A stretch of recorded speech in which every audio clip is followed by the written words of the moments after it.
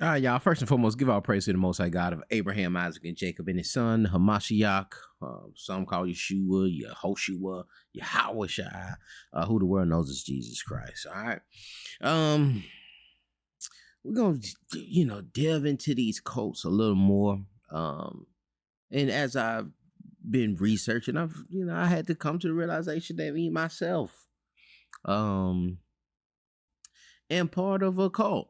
If you you dealing with Israelism, you kind of cultish. It's kind of cultish, all right, with the name changing and some people feeling like they can't be around their family and certain things and da da da da woo. But we're gonna get into a lot of those things. So I wanted to do this video here in particular of looking into the text because now it's a stance of what is marriage, because brothers don't want to repent, because we trying to wiggle our way out, but we still want to act like we're being righteous, and we're standing on those things that we see in Torah. Things are being twisted, words are being twisted, and that's kind of how cults work. They twist words, the word play that, oh brother, stop saying good morning. Morning means like for the dead and you're sad. Why would you say good morning to me? Playing on words. Playing on words, and that wordplay is one of those those first indicators should be like that first red flag to show you like, oh man, when you have to dance around like that, you're trying to deceive. It's a red flag for deception. Not all the time, but it's it could be you should put your antennas up at that point. I want to show this video because, again, like I say, man, it's nothing new under the sun.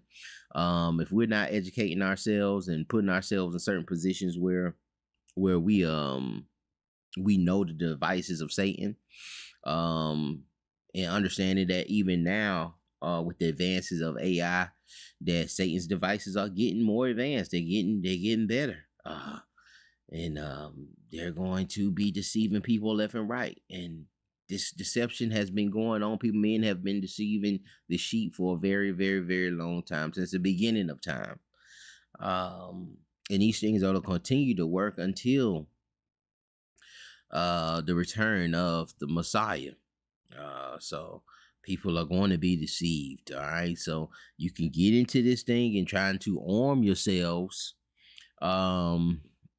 with certain indications and certain indicators and certain red flags that you can have to see certain patterns that you can see in people, because again, the flesh is going to operate like the flesh. It can't help itself. So you can see the patterns of the flesh. You can recognize those things and you'll know. You don't have to tell you. Like I seen the last video with I forget the brother's name, Floridian. Shout out to them. Shout out to Ringo. Shout out to New Breed. Shout out to, brothers who are trying to bring light to this thing, trying to get that truth to come out. But the reality is, like Elder Rufus said, shout out to him. The truth not gonna come out. Shout out to Pastor Dowell too. But the truth he ain't gonna tell the truth either. It's not gonna come out, but we can see the truth. We can see it, because we know how the flesh operates. And so we're going to do a series on just seeing the patterns of this flesh and how the flesh will try to cover certain things up to keep the game going, all right, to keep the control, to keep the minds. All right, that's why the text says to guard your mind with all diligence, because out of it comes the issues of life. You have to guard, you have to protect your mind and not let these individuals control it. This is an individual called Father Divine. I said Father Time. Father Divine. Early 1900s. He had manipulated millions, he says, into believing that he is God. And a lot of people, black and white, think about it, early 1900s, he had black and white people giving him, tons of money.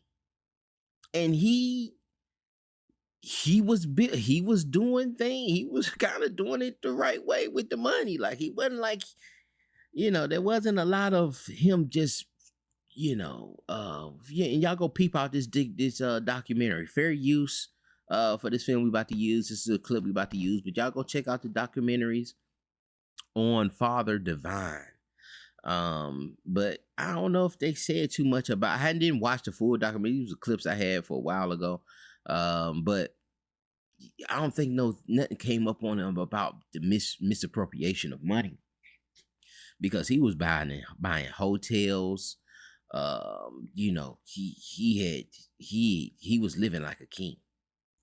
He was living like a king. He built a kingdom, and those people, the survivors, still live in a castle. Not no mansion, a castle. Today, to this very day, living and still practicing his ways and his indoctrination. All right, but we're gonna watch this little clip real quick. Let me put this in, and well, that's why we made the movie. Father Divine was an evangelist in the early part of the last century. He made himself enormously wealthy. And just the fact that he's just the fact that he has, he's this thing is documented. He's filming himself and filming and broadcasting abroad through radio and television in the early 1900s. Telling people he was God and getting them to give them their worldly possessions and any other wealth that they would come by throughout the time they were members of his organization. That sound familiar? The Peace Mission Movement. Peace, everyone. Again, coming through that radio, I seen, they were saying that Brother Stare used to be played, throughout the little intercoms that are laced around the communities. They're following the formula. And the reason they're following the formula because it works. It works. And it's going to continue to work. It's always worked. It's going to continue to work. As a man, what's that? As a man thinketh, so is he. But the thinking comes on what you're meditating on. All right. What are you meditating on? All right, that's what reforms the thinking.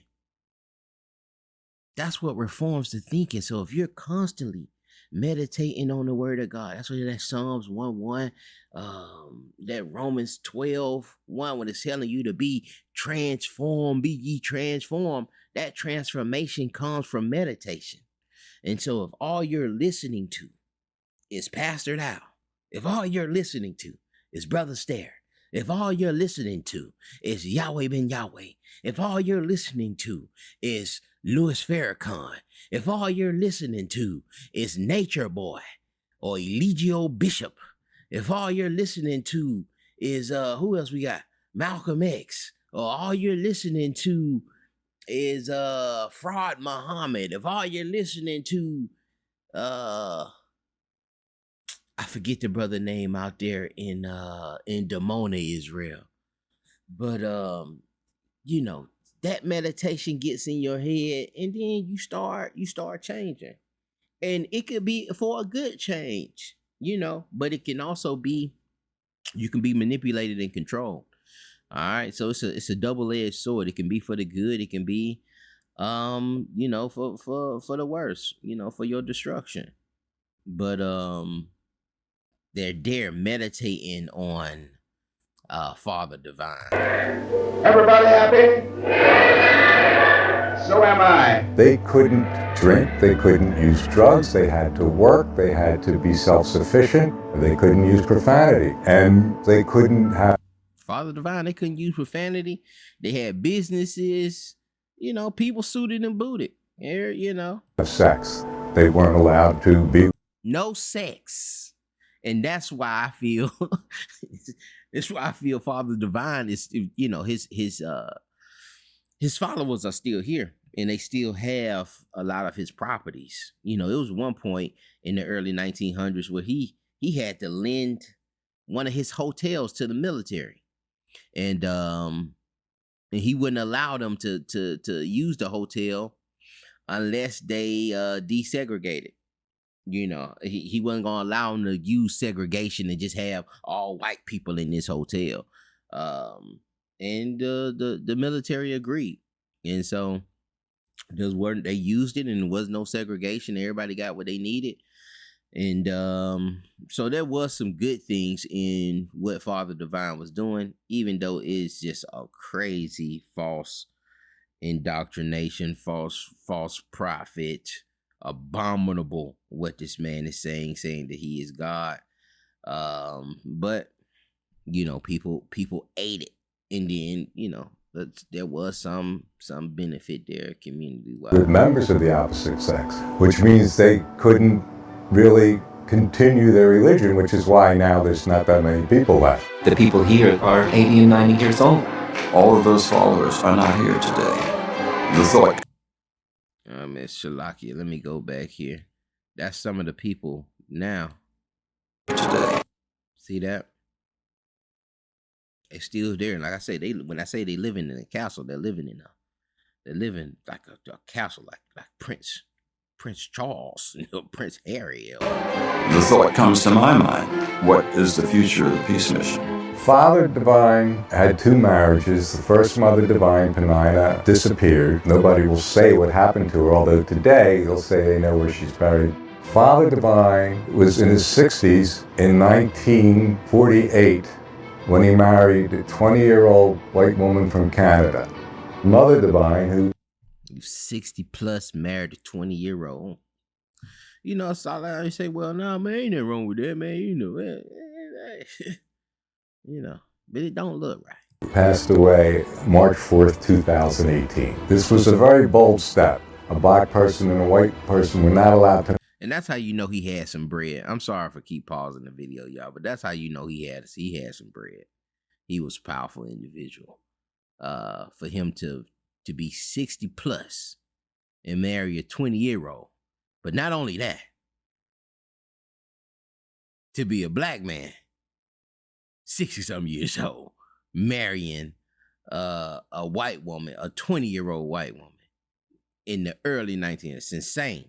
Married at the time, it was against the law. And these are the things that added to his character. He's crossing racial lines. He lives like a king, and he did. And people would just say, he must be God. Father was decades in advance of the civil rights movement, and nobody knew who he was. And he was for equal rights, not just between the races, but between the sexes. You know, women had high positions in his organization, and he claimed to have millions of followers. But even if he had a fraction of that many followers, it would still be hundreds of thousands, not just nationally, but internationally. Many of the followers changed their names because they thought it would be more positive in Father's image. Many of them are called Happy Sunshine, Mary Peace, Miss Faith, and they think that that gives them more of an inner peace. My name is Meekness Faith. Now, that's a big job to handle. The meekness of God and the faith of God. But I look to Father for my... Now,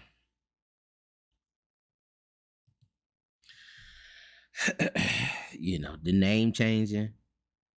I'm Brother Phineas, ain't my name. But I came into an understanding, and yeah, man, you know, get rid of that man, get rid of that white man name. And I let these folks indoctrinate me into to changing my name. And it's even issues with that. You know, I remember one time I was going to see the late Dick Gregory, and I had bought the tickets under Phineas, my Israelite name, thinking that they just gonna say I could just walk up there and say Phineas, but they were like, no, we need to see your ID, and my ID says Anthony. And so it gave me a little trouble. I had to find the email and the receipt, and I had missed a couple shows, but I didn't miss Dick Gregory. But I say that to say, you know, this just part of those tactics. There are some Israelite camps that require you to do that, require you to change your name. And for you to progress in there. It's like a sign of devotion. All right. But talk about some of the ills of the poly life. And we seen seen some of that stuff from Father Divine. He wasn't a polygamist or taught anything. Actually he talked the opposite. Like, y'all not even supposed to be touching each other. Which is crazy with him being married twice. Telling them not to touch each other and to be virgin. I'm sure that 144, that doctrine of the 144,000, that they were all virgins. I'm sure that came into place with that indoctrination and could deceive some people into doing that. But, those people, they look happy or whatever. I pray they repent from that and get away from thinking that he was God and really serve the true God, find the true God, and understand the blood of Christ and what that did for us. Anyway, I want to talk about 2 Samuel 13:14. I'm just gonna paraphrase the story. Y'all can go read it, but it's dealing with some of David's sons. All right, we know David had multiple wives. But one of the problems with that comes the issue of Amnon and Tamar. And what Tamar had, Amnon had a half sister called Tamar, named Tamar. And he was so in love with her, so infatuated with his half sister that he couldn't do nothing. He was sick, he couldn't move around, he's just moping and just couldn't get right, because of that infatuation he had for his half sister.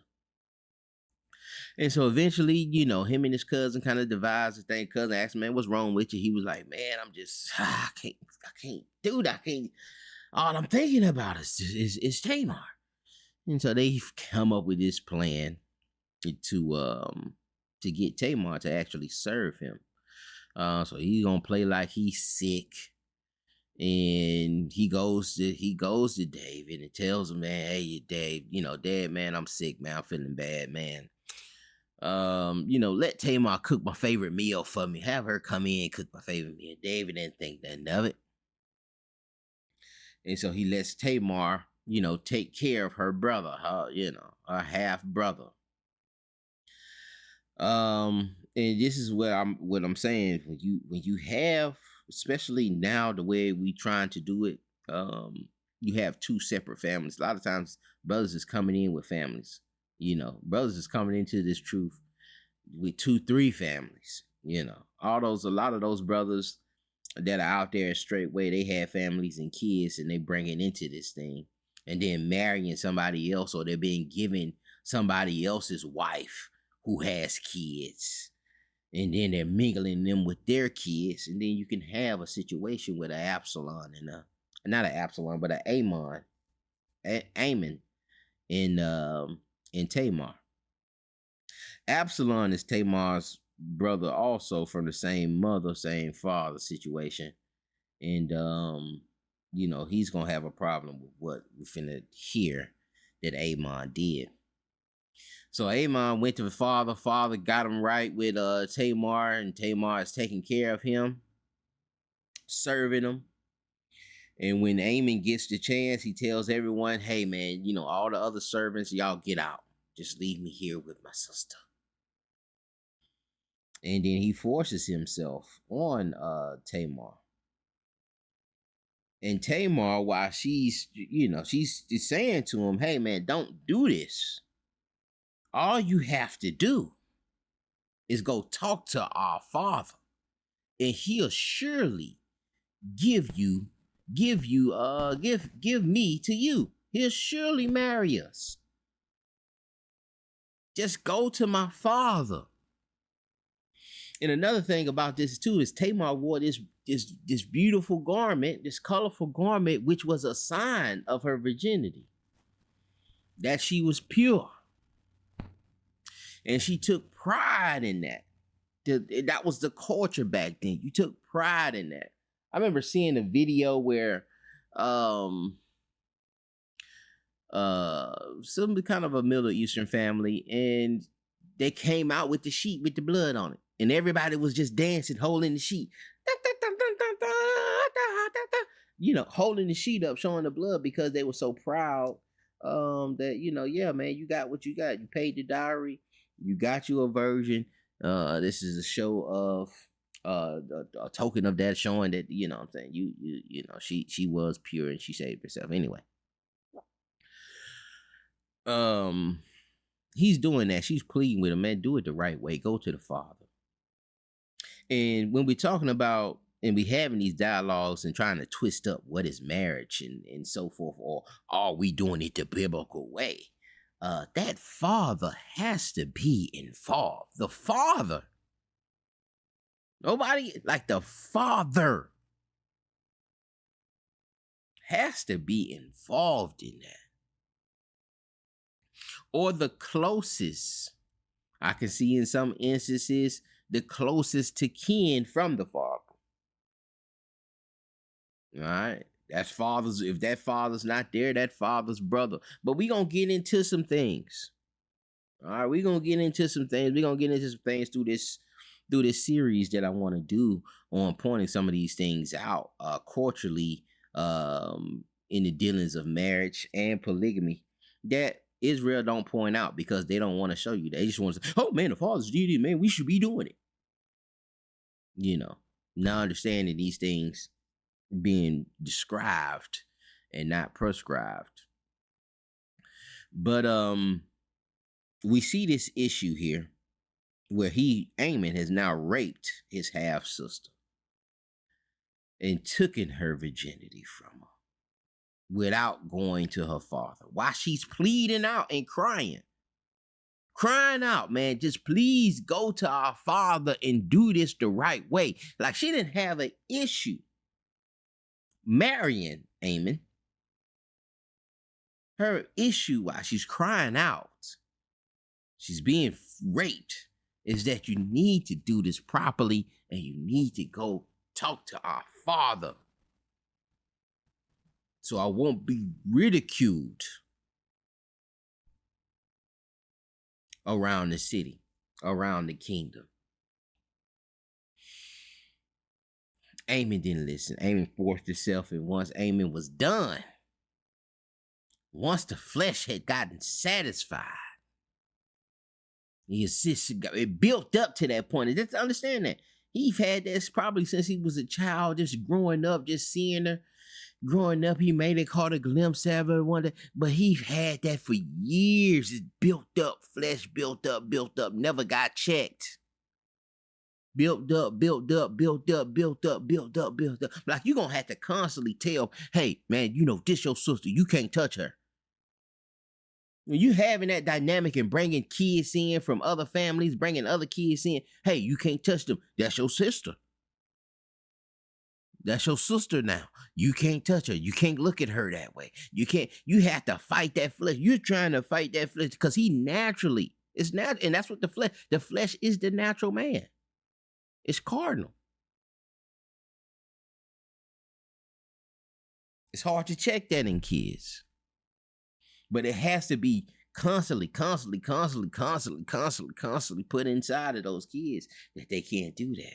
But even then, it may not work. But Amnon got it built up to the point where he done released. He done exploded. The flesh was satisfied, got what it wanted. And afterward, he felt disgusting.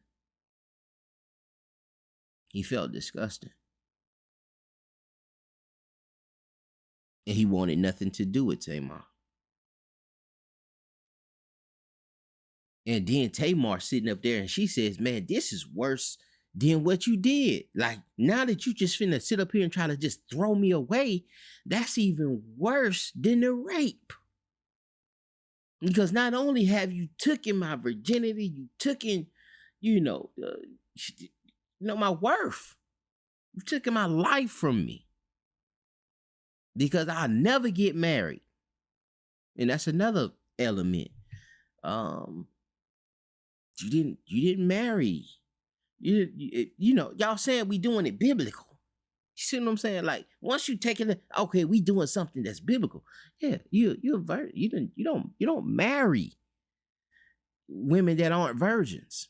You don't do that. At that point, they kind of just ineligible. You take on widows, they can marry another, but more than likely your first wife is gonna be a virgin. You're not gonna take on, a marriage for somebody else's kids and it's just it's very unlikely that she would be given to someone, because you got to think, men now they can just pay it, and back then they just paying a dowry,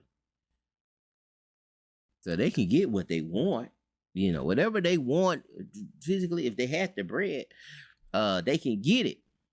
All right, this ain't a situation where people are sitting down and courting and doing all and going on dates and doing, what I'm saying? That's why I say, when you're doing it biblical, it's something different than what we're doing today in the world. But if you're doing it biblical, you can't. You have to stick to this. Right? That father gotta be involved. Okay, that father has to be involved.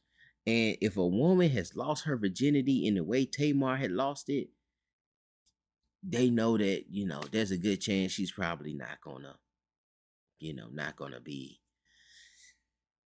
be married and someone take her in and treat her the way she should be treated as a wife, as something someone paid for dowry for and giving token and so forth.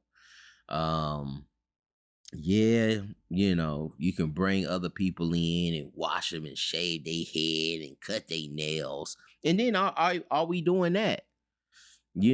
Are you doing that? Oh, you taking in Brother Becker's wife or Eric Gonzalez's wife? Did you cut her hair and shave her nails and shave her head and let her sit and mourn her husband? Like, what element of that? If what I'm saying, like it's a lot there culturally that was done, but it's gonna be hard for you to say that you're doing something that's in the Bible,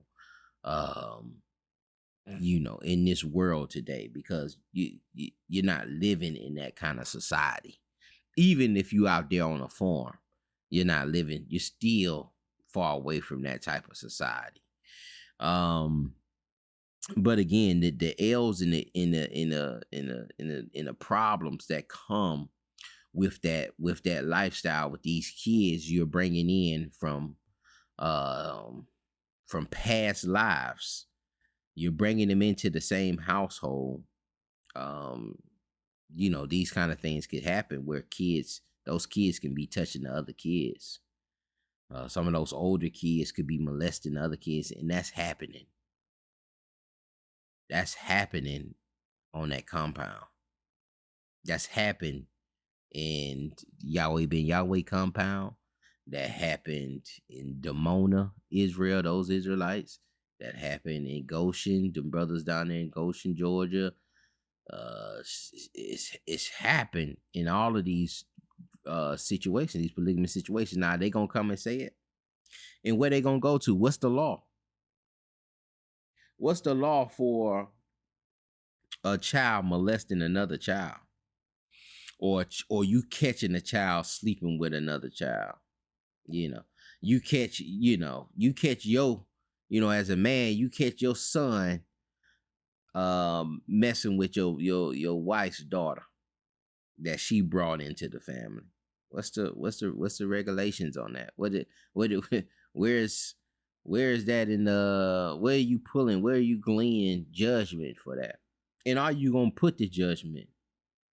All right. Once you find the judgment in the text, are you gonna use that judgment to deal with that, or make it vice versa, where you done dealt with this sister and you bring it, and this happens just in the world, let alone you bringing in 3-4 different families.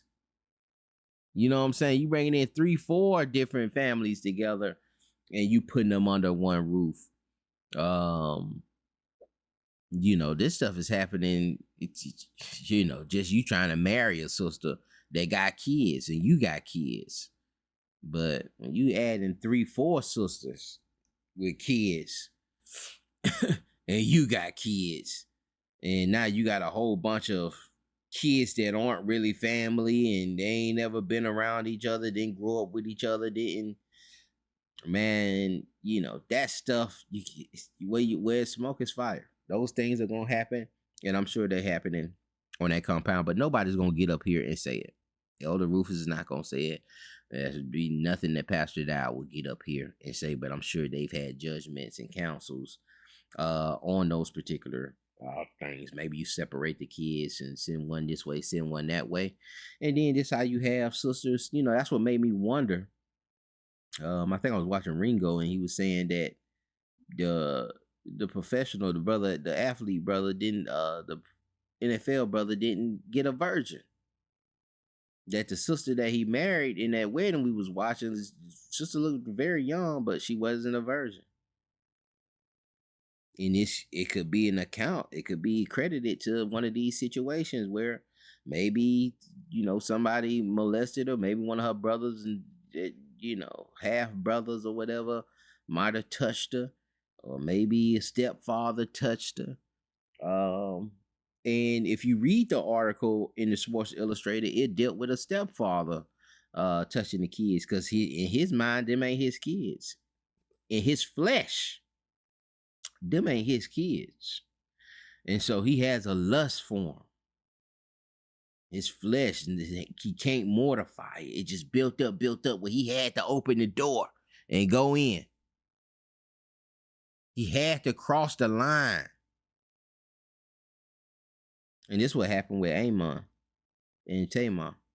Now, the story don't end there.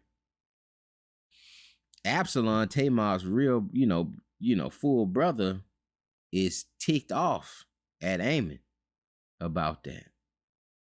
And he plays it off like he ain't mad, like he don't know what's going on. She goes and tells Absalom. He acts like he don't know what's going on. And he wastes years to get his vengeance for what he did to his sister. He waited years. And Amnon, Absalom was, he came in, she was getting his sheep cut, getting the wool cut off his sheep. He goes to David, says, hey man, I'm in town. I'm getting my sheep taken care of, man, to celebrate. Let's have a feast, man. Y'all all come through and, we'll prepare for a feast. David like, man, that's too much. That's too much of a burden for you, son. I know you feel like you got something going about yourself, but that's going to be a heavy burden. You ain't counting the cost. He goes to, and Absalom kind of pressed him, and then Absalom gives up on it and says, hey, well, just let the sons, just let my brothers, let all the sons come in. Let me holler at Amnon. And so David lets the sons go. And when he sets up the dinner, of course, Absalom takes the chance and he tells the servants, man, kill Amnon. And Absalom ordered Amnon to be killed, and that's what they did. And the rest of the sons fled, went back home. But before they fled, while they fleeing, the store had already got back to David. David in the store was all messed up, Store was like, man, Absalom killed all of them. And David, tore his garment. It was just a horrific news to come back, but that wasn't necessarily true. Absalom just killed, somebody came in and corrected that and said, hey man, Absalom just killed Amnon for what he did to his sister Tamar. And then Absalom fled to his grandfather's house and stayed there for a few years, and David missed Absalom. David is leaning on that like, dog, I can't believe that's what's happening. You thinking about that, and think about that as a father. You have a daughter, and you done married somebody and married somebody else, and you done let somebody else kids come in, and them folks' kids done raped your daughter.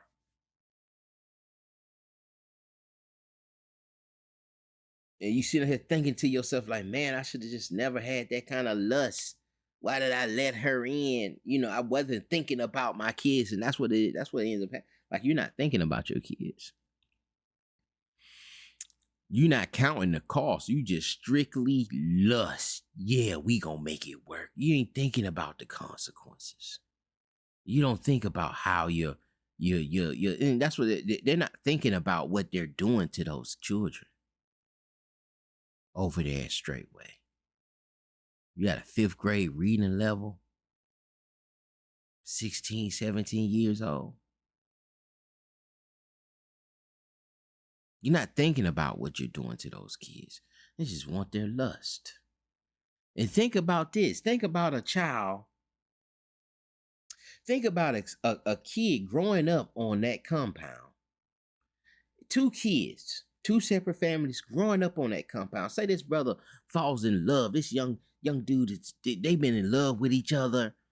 You know, with this girl, he been seeing her around the compound, and he been getting attractions, and that lust been building up. You know, as a child like Amnon, that infatuation just been building up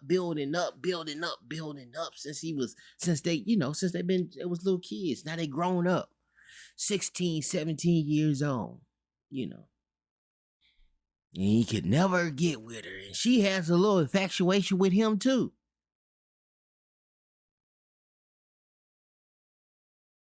But that brother knows that when she gets up of age, when she turns 18, that she's going to be sold off. But he never really has a chance to marry her. And that's why Amnon took the opportunity to rape Tamar. Because he never thought he'd get the chance. Go read the text. Amnon thought, I never get the opportunity to marry someone so beautiful. It ain't gonna happen. And you have a boy there. See, you're putting that same obstacle. You're putting those same temptations in front of those kids you're raising on that compound. See, these kids ain't got they not in school where they got, okay, well, so-and-so got that chick. So-and-so got that chick, man. You know what? I'm gonna go and get her. You got certain chicks that are your age group, and unless you find some way to financially get that bread, you probably not gonna get those women. Those women are gonna be given to those elders. All right, you got a fresh 18-year-old just hit. Maybe Elder Rufus want another one. Maybe Pastor Dowell want another one. Maybe, give it to Elder Becker. I'm just using it, I'm not saying they do it, but I'm just using those because of the names that I've come to know as of recent. But yeah, that young man that's raised up there, he never gets that opportunity. And if he's smart, he knows that he won't get that opportunity. If he's smart, that flesh is telling him, like, man, you ain't gonna never, you ain't gonna never get the opportunity to marry one of these women. They gonna take all the women. And he sees, or he could even play sick like Amnon. And one of his half sisters taking care of him. And he's left in the house alone. He could mess around and take that same opportunity. And end up raping his sister. And she may cry out, why you ain't ask my father? Why you ain't go to Pastor Dowell? So that we can get married the right way. I got a diary on me. They want 100,000. Nah, I ain't gonna never get married to somebody,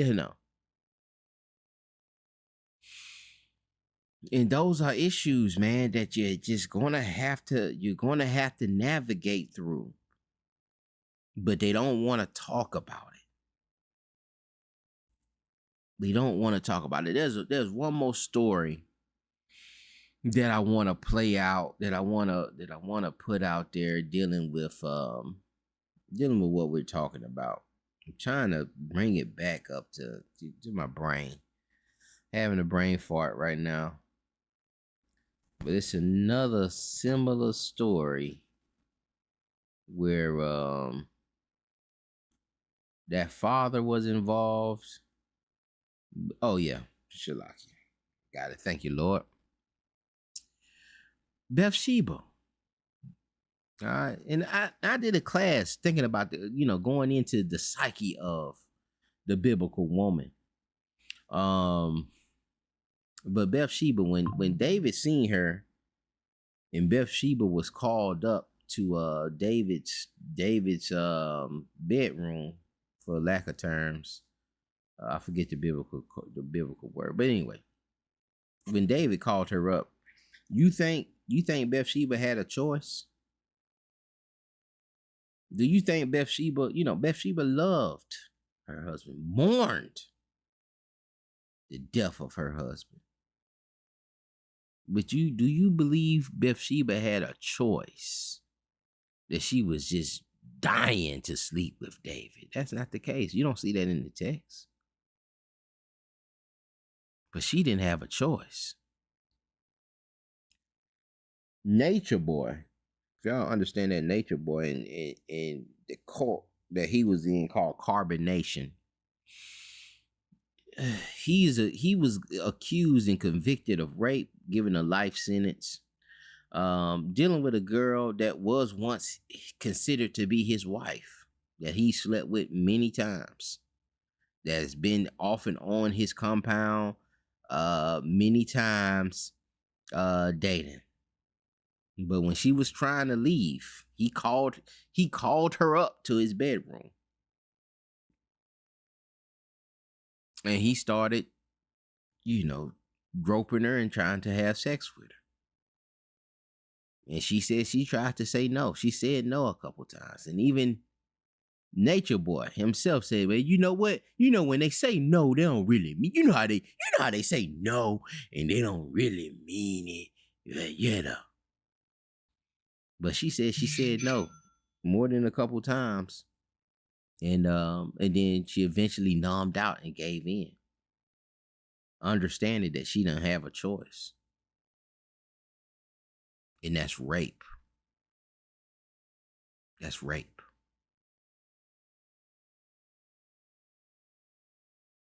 You think them sisters got a choice? You think, when you seen the video of the girls on that auction block, I'm sure y'all have seen that video. If you seen the girls, or go watch my last video, or go to Ringo. It's all over the place. You think them girls got a choice? You think they got a choice?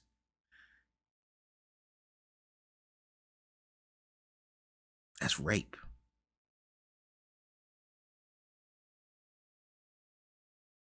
They can't say no. They get called into Pastor Dowell's room. You think you can tell Pastor Dowell no?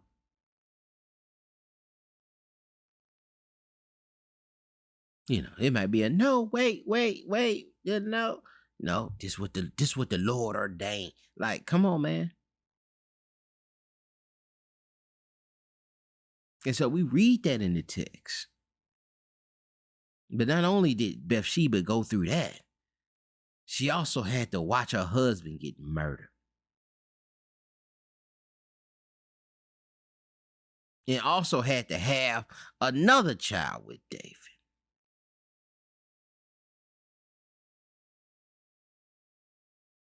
And this is why she was so eager. For what she been through, she was like, nah, this child he has to be the one to inherit this kingdom. For what this child done been through, and this is why God gave her that kingdom. too, because of what she's been through. It's with the whole Leah and Rachel thing, we're gonna talk about that. That's gonna be the next one. Is we're gonna look at the jealousy issue in living that lifestyle. But the Most High came through for one of those sisters, where they opened the wound up for one sister and closed the wound on the other sister. Why? Because it was a love. One was being mistreated. One really wasn't loved the way she should be loved. So the Most High gave her an advantage by opening that wound. But we're going to get into that in the next video. But I just want y'all to think about that. Think about those dynamics. You merging two families together, bringing in two kids. Those kids get to touching on each other. What's the law? What's where's the videos on that? When we talking about polygamy, where are the videos on how to merge those two families and how to keep those kids from sleeping with each other, keep one kid from molesting one,